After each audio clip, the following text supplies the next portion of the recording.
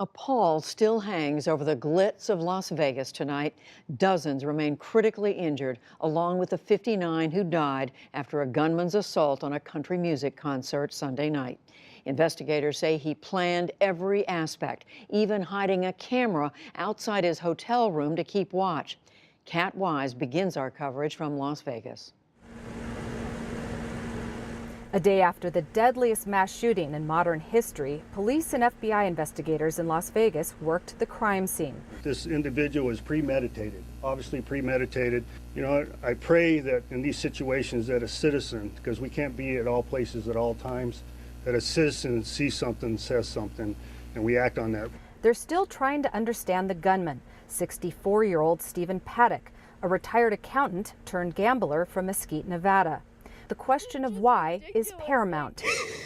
I can understand if one person has done something to somebody, but this person went out and killed so many people that he didn't know for no reason. On Sunday night, Paddock poured fire into the crowd of 22,000 people at a country music festival on the Las Vegas Strip. He had stationed himself 32 floors up in the Mandalay Bay and Resort Casino, knocking out windows for sniper perches. You want to stay still because he's firing at moving objects. That's what he's doing. Anybody laying down, it doesn't mean anything to him. So every time he stops, I get up and I move. Every time it starts, hunker down. And you can just hear the rounds almost like creeping up on you. And it feels like it's like hunting you down. This mobile phone video from last year shows a tour of the exact room that Paddock used. Police ultimately found him there, dead by his own hand. Overnight, vigils for his victims were held around the country. On the University of Nevada, Las Vegas campus, a moment of silence. What happened is just like heartbreaking, and it's scary because it could have been us. It could have been anybody. All told, more than 500 people were wounded, some hit by bullets, some by shrapnel. Others were injured jumping over fences or getting trampled. At the University Medical Center of Southern Nevada, trauma surgeon Dr. Jay Coates said they arrived in droves. Lung contusions, liver, spleen contusions, a number of other injuries, vascular injuries, broken bones, you name it, we saw it last night. It was like a war zone last night. Police say Paddock stockpiled at least 23 firearms in his hotel room, some with scopes. He also had a pair of so-called bump stocks used to modify weapons and make them fully automatic. At the gunman's home, 19 more guns, explosives, and thousands of rounds of ammunition. There were more people killed in Las Vegas in this In Washington shooting today, Democrats, including Congressman Mike Thompson of California, opened a new drive for what they call common sense gun laws. It's also important to note that yesterday's mass murder marks the 272nd time that we've experienced a mass shooting this year. Things are absolutely out of control.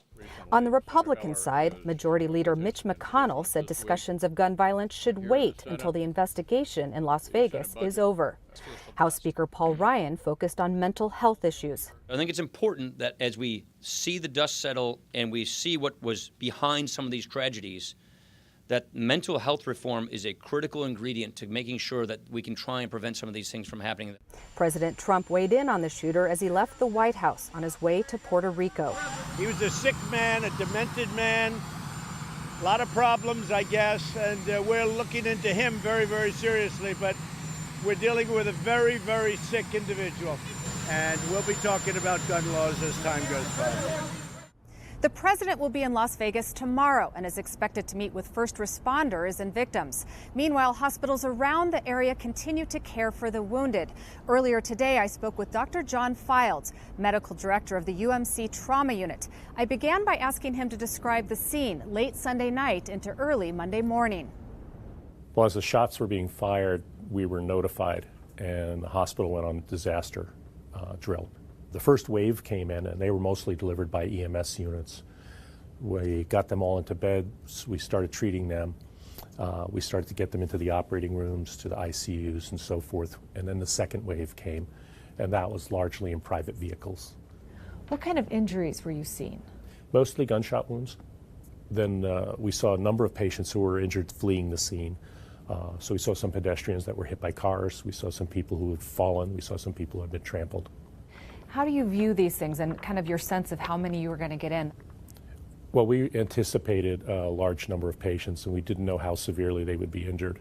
The science of disaster medicine tells us that the people that are going to die will largely die on the scene. Many people will be walking wounded and will flee the scene, and then there'll be a smaller number of critical injuries. You know, the night of the incident, I went through the room, and we had about 30 or 40 people on stretchers, and I went around to every one of them, and I talked to them and examined them and spoke to them. And the ones that were awake and alert were even holding pressure on their own wounds, and they were just telling me that it's okay for me to go take care of the sick ones. What did you make of that? Oh, that's just tremendous resilience.